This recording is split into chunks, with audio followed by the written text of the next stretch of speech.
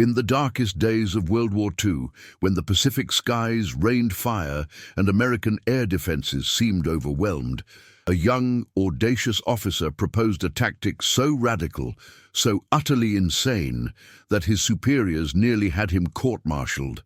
They called it a suicide mission, a desperate gamble that would only lead to more American losses.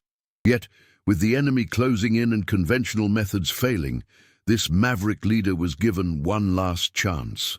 What happened next defied all expectations, as his audacious plan didn't just hold the line, it shattered the enemy's assault, stopping an incredible 15 enemy aircraft dead in their tracks.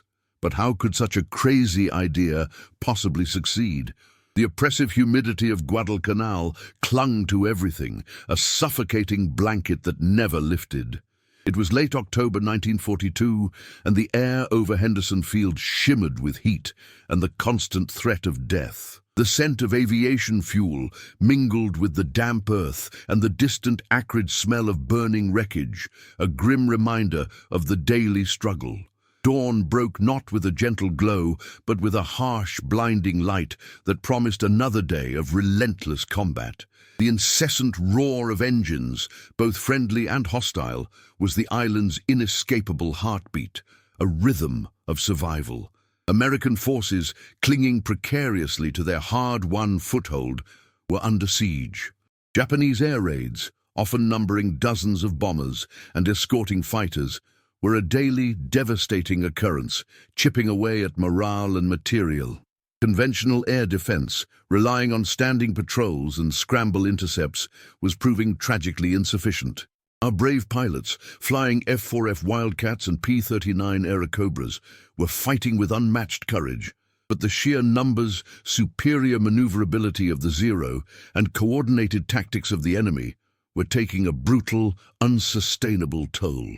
The skies above Henderson Field had become a veritable graveyard for American aircraft, and the young men who flew them, their sacrifices often feeling in vain against the relentless tide.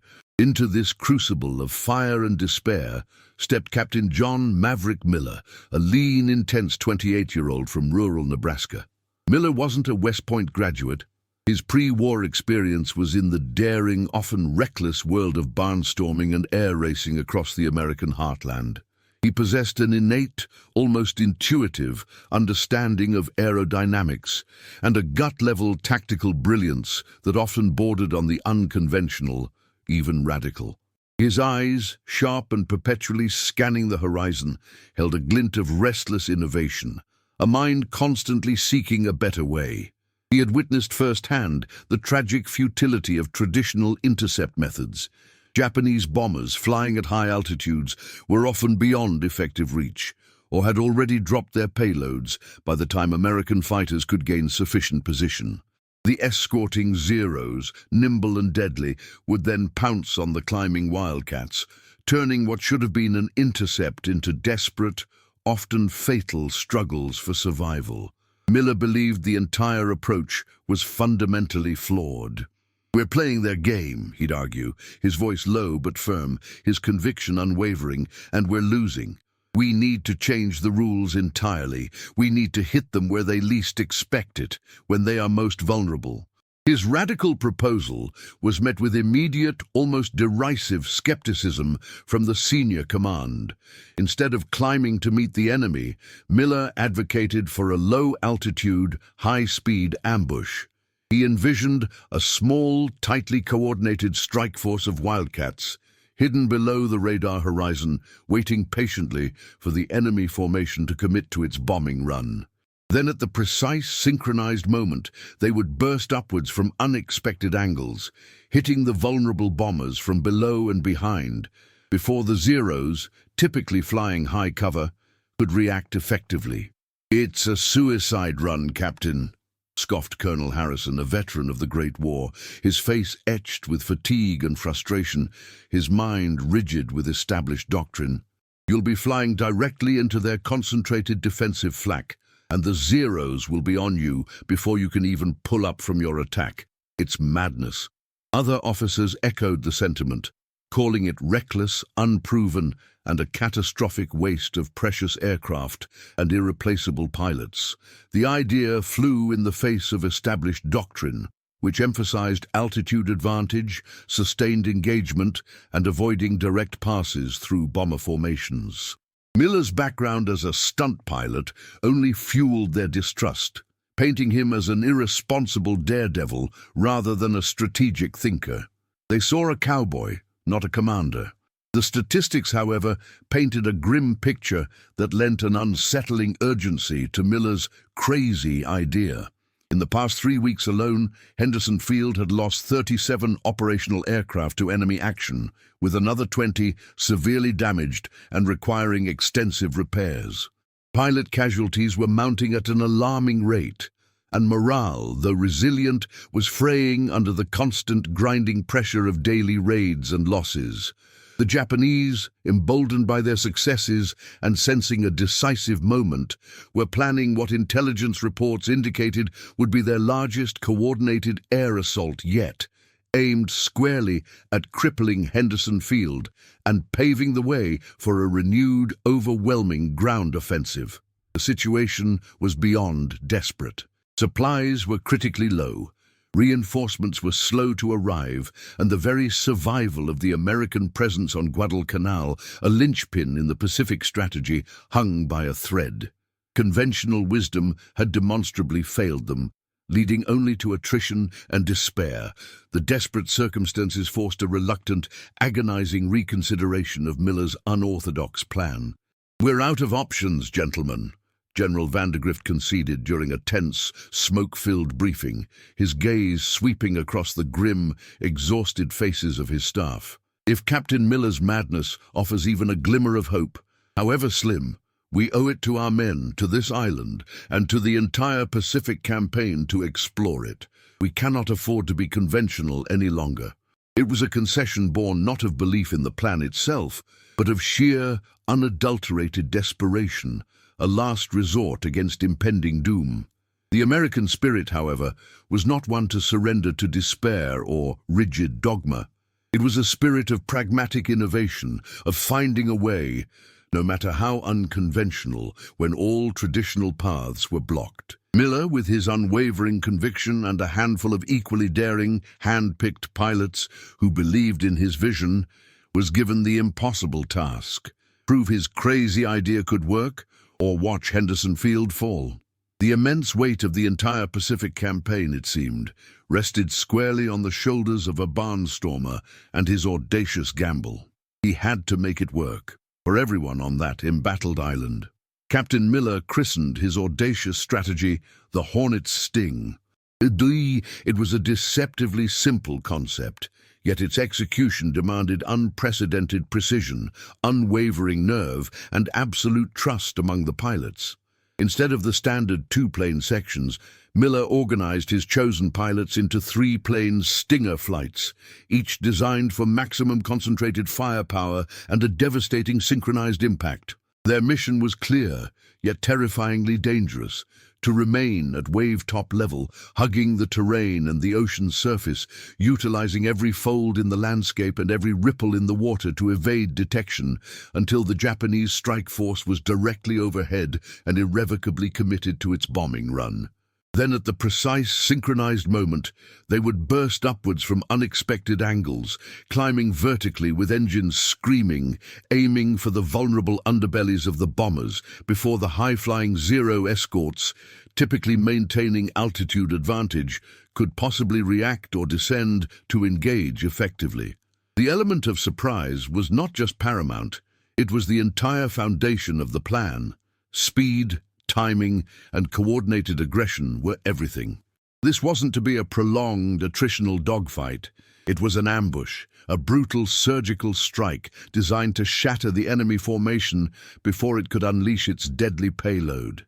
The preparations for the Hornet's Sting were grueling, conducted under the cloak of secrecy and the ever-present threat of enemy observation.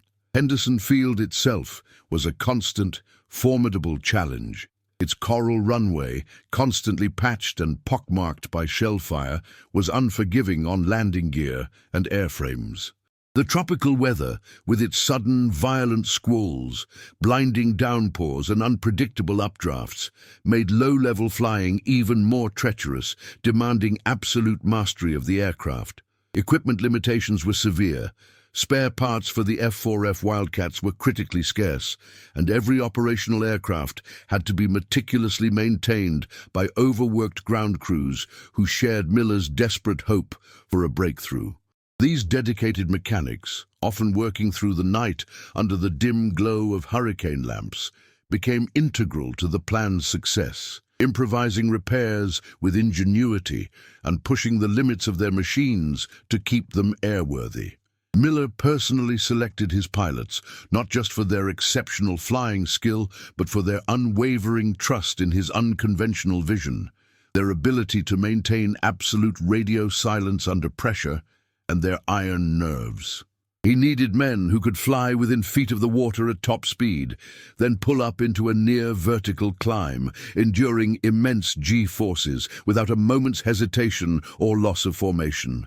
Training sessions were intense, pushing both men and machines to their absolute breaking point. They practiced the low-level approach repeatedly, skimming the waves, feeling the stinging spray on their canopies, their engines screaming in protest just above the water. The vertical climb, a maneuver that risked stalling the heavy Wildcats and was considered highly dangerous, was rehearsed endlessly, each pilot learning the precise moment to pull back on the stick, to manage their airspeed, and to maintain their position within the tight formation. Coordination was the linchpin. Each Stinger flight had to launch its attack simultaneously, converging on the enemy from different pre-assigned vectors, creating a multi-directional assault. Radio silence was strictly enforced, with complex hand signals and pre-arranged visual cues, replacing any verbal chatter that could betray their position. Institutional resistance, though officially quelled by General Vandegrift's reluctant approval, still simmered beneath the surface. Some senior officers openly questioned the wisdom of risking so many valuable aircraft and irreplaceable lives on such a stunt, predicting catastrophic mid-air collisions or pilots simply flying into the unforgiving sea. The human element was perhaps the greatest challenge of all. Fatigue was a constant crushing companion, etched into the drawn faces of the pilots and ground crews. Doubt, an insidious enemy, crept into the minds of even the most dedicated men. Was Miller truly a genius, or was he leading them all to their deaths in a desperate, ill-conceived gamble? Yet, the American can-do attitude, forged in the crucible of adversity and a deep-seated belief in ingenuity, prevailed. They improvised, adapted, and pushed through the physical and mental barriers, driven by the desperate overriding need for a decisive victory. Operational phases were fraught with setbacks and near disasters. During one particularly harrowing practice run, a pilot misjudged his pull-up from the waves, barely recovering his Wildcat from a terrifying, uncontrolled stall just meters above the water. Another clipped a wingtip on a dense palm tree during a low-level pass over the island's interior, forcing extensive, time-consuming repairs and grounding the aircraft for days. These incidents, though alarming, fueled the skepticism of the old guard, but Miller, with his characteristic calm, used them as invaluable learning opportunities, refining the timing, adjusting the approach angles, and emphasizing the critical importance of absolute discipline and adherence to the plan. He walked the fine line between inspiring confidence and demanding perfection, knowing that a single error, a moment of hesitation, could doom the entire mission and all involved. He spent countless hours with each pilot, reviewing their technique, instilling in them the unwavering belief that this unconventional approach was not just a gamble, but their only viable path to survival and ultimate victory. The days leading up to the anticipated Japanese assault were a blur of intense preparation, punctuated by moments of quiet reflection and shared anxiety, a brotherhood forged in the shadow of impending battle. The pilots, a tight-knit band of brothers, found solace in each other's company, their shared commitment to Miller's audacious vision binding them together against the odds. Then, on a sweltering morning, The radar screens at Henderson Field lit up with a terrifying array of blips. A massive Japanese formation, larger and more coordinated than any seen before, was approaching rapidly. Intelligence had been accurate. The enemy was coming in force. The moment of truth had arrived. The air crackled with a palpable tension, a silent hum of anticipation and dread. Ground crews scrambled to prepare the Wildcats, their movements precise, urgent, and practiced. Pilots, their faces grim but determined, strapped into their cockpits, running through their checklists one last time, their hearts pounding. Miller, his jaw set, his eyes fixed on the horizon, gave a final terse briefing over the radio. "Remember the plan. Stay low. Hit hard. Surprise is our weapon. Godspeed, gentlemen." As the distant, ominous drone of enemy engines grew louder, a chilling symphony of impending battle, Miller's Stinger flights taxied to the runway. The fate of Henderson Field, and perhaps the entire Guadalcanal campaign, rested squarely on their shoulders. The roar of their engines filled the air, a defiant challenge to the approaching enemy. The maneuver, so long practiced in secret, was about to be executed in real combat, a desperate gamble against overwhelming odds. The world held its breath, waiting for the sting. The Japanese formation, a menacing cloud of Mitsubishi G4M Betty bombers, numbering over 24, escorted by a formidable swarm of A6M0 fighters, filled the eastern sky. They flew in their customary disciplined V formation, a symbol of their aerial dominance, confident in their numbers and their established, proven tactics. Their pilots, veterans of countless raids across the Pacific, expected the usual American response, a desperate scramble of Wildcats climbing frantically to meet them head-on, engaging in a predictable, high-altitude dogfight. But this time, there was no desperate climb. There was only the vast, empty expanse of the Pacific below, shimmering deceptively, and an ominous, unsettling silence from Henderson Field. As the lead bombers reached their bomb release point, their bays preparing to open, their crews focused on their targets, a terrifying, unprecedented spectacle unfolded. From directly beneath them, seemingly rising from the very waves, bursting forth like vengeful spirits, erupted Captain Miller's flight of American Wildcats. Their engines screamed a defiant roar, their guns blazing with concentrated fury, a sudden, violent eruption of firepower from an impossible, utterly unexpected angle. The effect was instantaneous and catastrophic for the Japanese. The lead bomber, caught completely by surprise, its crew still adjusting their bomb sights, erupted in a blinding fireball, its wings tearing away as it plunged, a flaming wreck, into the churning sea below. Another, hit squarely in its engines, began to trail thick, black smoke, breaking formation and veering wildly, its fate sealed. The Japanese pilots, trained in rigid doctrine and accustomed to predictable engagements, were utterly bewildered. Their high-flying Zero escorts, positioned meticulously to counter climbing interceptors from above, found themselves uselessly above the fray, unable to react to the low-level vertical assault that had come from nowhere. They had no defensive maneuver, no established protocol for an attack from directly below, an attack that defied all their tactical assumptions.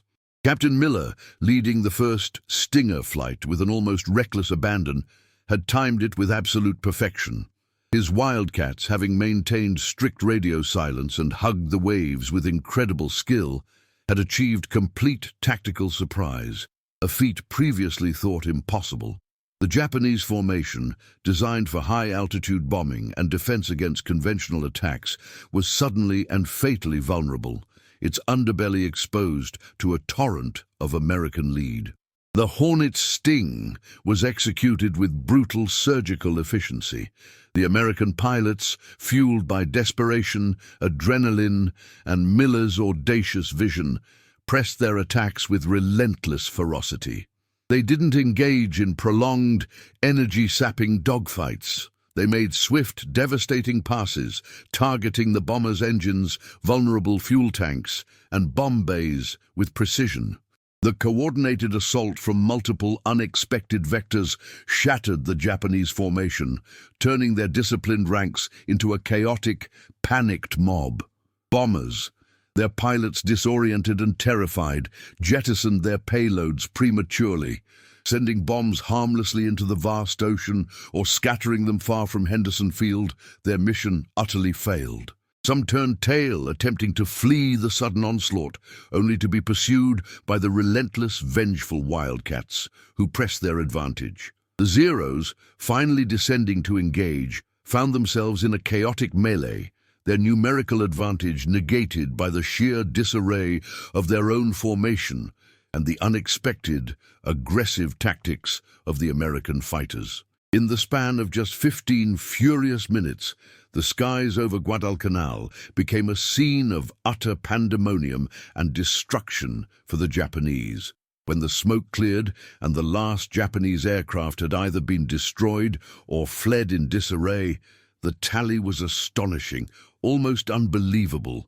7 Japanese bombers were confirmed shot down, their wreckage scattered across the sea, a testament to the ferocity of the American attack. Another 8, severely damaged, were seen trailing thick smoke and struggling desperately to maintain flight, unlikely to make it back to their distant carriers or bases.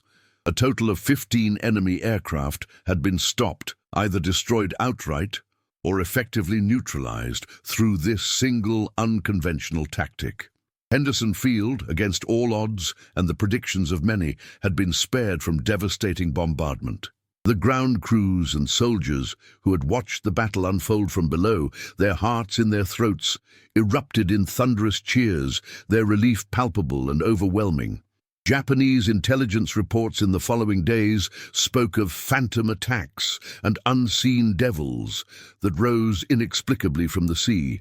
Their commanders were utterly baffled, unable to comprehend how such a devastating blow could have been delivered with so little warning, so little opportunity for defense. The rigid adherence to doctrine within the Japanese military, their reliance on predictable enemy behavior, had left them entirely unprepared for such flexible, improvisational tactics. They expected a predictable enemy, but Miller had delivered the utterly unpredictable. The contrast between their rigid, by-the-book approach and the flexible, can-do improvisation of the Americans was starkly evident, a lesson learned in blood and fire. Back at Henderson Field, the initial skepticism of the senior officers evaporated completely, replaced by stunned admiration and profound respect. Colonel Harrison, who had scoffed loudest at Miller's suicide run, was among the first to shake his hand, his face a mixture of awe, profound relief, and a touch of sheepishness. "Captain," he stammered, his voice thick with emotion, you crazy son of a gun. You actually pulled it off. You saved us all." The tactical success was undeniable, validated not just by the destroyed enemy aircraft, but by the intact runways, hangars, and facilities of Henderson Field, which stood ready for the next fight. The crazy idea, born of desperation and unconventional thinking, had proven to be a stroke of brilliant tactical innovation. The immediate impact was immense and far-reaching. Countless American lives, both pilots and ground personnel, had been saved from the impending Japanese bombardment. The strategic position on Guadalcanal, which had been teetering on the brink of collapse, was secured, buying precious time for reinforcements and vital supplies to arrive. The psychological blow to the Japanese was significant, while American morale soared to unprecedented heights. Miller's audacious maneuver had not only repelled a major attack, but had also injected a much-needed dose of confidence and hope into the beleaguered American forces across the Pacific. It was a stark reminder that in the crucible of war, innovation and the courage to challenge conventional wisdom could indeed turn the tide, proving that sometimes the craziest ideas are the ones that save the day.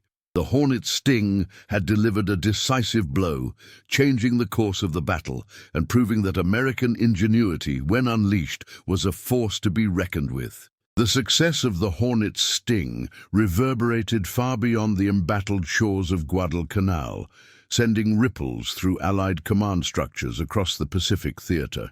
Its immediate aftermath saw a dramatic, almost revolutionary shift in tactical doctrine.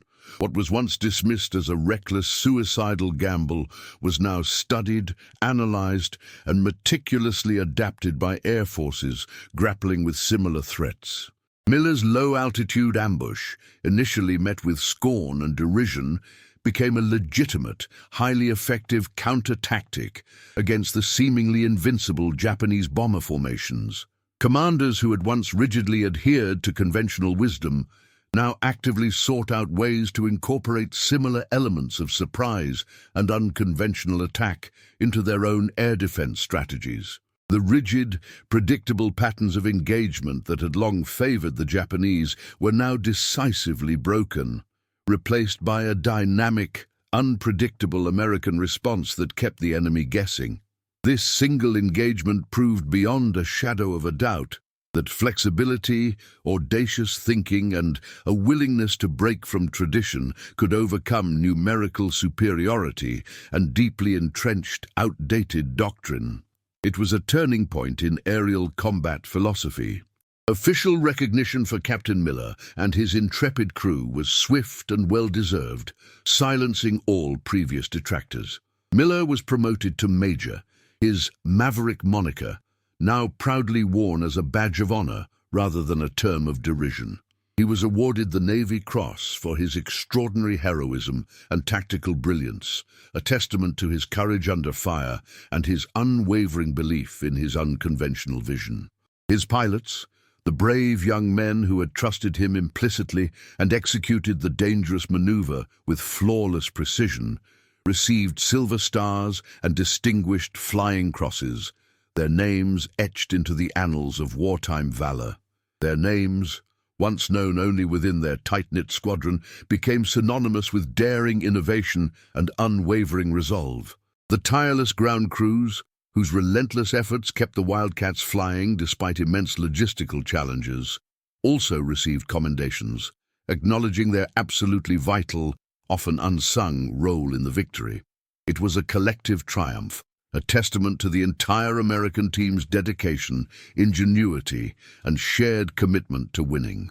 The statistical impact of the Hornet's sting was profound and undeniable. In the weeks and months that followed, American aircraft losses to Japanese bomber raids around Guadalcanal plummeted dramatically. The psychological effect on the enemy was equally significant. Japanese bomber crews, once confident and almost arrogant in their aerial supremacy, now approached American-held territory with palpable trepidation, constantly scanning the waves for the unseen devils that might rise to meet them. This single maneuver contributed directly and substantially to neutralizing a significant portion of Japan's air attack capability in the crucial early stages of the Pacific War. It bought invaluable time for the Allies to consolidate their hard-won gains, reinforce their precarious positions, and ultimately turn the tide of the entire campaign. The success at Henderson Field became a powerful blueprint for future engagements, demonstrating unequivocally that aggressive, innovative tactics could decisively counter even the most formidable and numerically superior enemy. The long-term consequences of Miller's innovation were far-reaching and enduring. Elements of the Hornet's sting were studied, refined, and adapted throughout the remainder of the war, influencing air-to-air combat tactics in both the Pacific and European theaters. The fundamental principle of using terrain and unexpected vectors for surprise attacks became a staple of fighter pilot training across all branches of the American military. While the specific low-altitude ambush was most effective against bomber formations, its underlying philosophy, challenging assumptions, exploiting enemy predictability, and embracing calculated risk, permeated American tactical thinking. It fostered a vital culture of innovation, encouraging pilots and commanders at all levels to think outside the box, to find new, creative ways to fight and win against a determined foe. This adaptability and willingness to improvise became a defining hallmark of the American war effort, a stark and often decisive contrast to the frequently rigid doctrines of the Axis powers. After the war, Major John Miller, ever the innovator, continued his distinguished career in aviation, transitioning seamlessly into test piloting and advanced aircraft design. His unparalleled wartime experiences gave him a unique, invaluable perspective on the practicalities and demands of combat flight, and he contributed significantly to the development of early jet aircraft, pushing the boundaries of speed, maneuverability, and aerial combat capabilities. Many of his Stinger pilots, having survived the crucible of Guadalcanal, went on to become highly respected flight instructors, passing on the invaluable lessons of courage, precision, and unconventional thinking to a new generation of American aviators, ensuring their legacy lived on. While the Hornet's sting might not have been as widely publicized as some other famous battles, its profound tactical significance was never lost on military historians and strategists. Its story, perhaps initially overshadowed by larger, more conventional victories, was eventually rediscovered and celebrated as a prime example of American tactical flexibility, ingenuity, and the sheer courage to challenge the status quo. The enduring legacy of the Hornet's sting is a powerful testament to several core themes that define the American spirit. It underscores the critical importance of innovation under extreme pressure, demonstrating how a single bold idea, executed with precision, can dramatically alter the course of battle and even history. It highlights the profound courage required to challenge conventional thinking, especially when facing entrenched skepticism and resistance from superiors. Most importantly, it exemplifies the quintessential American spirit of pragmatic improvisation and tactical flexibility, a relentless willingness to adapt, overcome, and find a way, no matter the odds.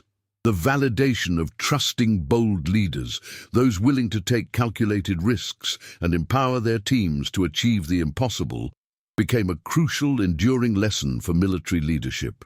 It reminds us even today that ordinary Americans, when faced with extraordinary circumstances, are capable of truly extraordinary things. Captain Miller's maneuver secured its indelible place in military aviation history, not just as a successful tactic, but as a timeless symbol of ingenuity, bravery, and the relentless American determination to win.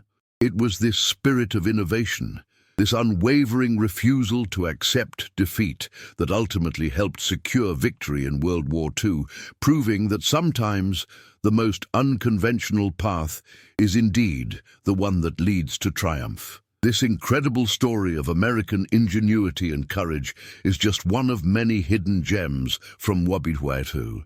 If you were inspired by Captain Miller's daring leadership and the spirit of innovation that turned the tide, hit that subscribe button. Share your thoughts in the comments below. What other untold stories of American heroes do you want to hear? Let's keep these legacies alive.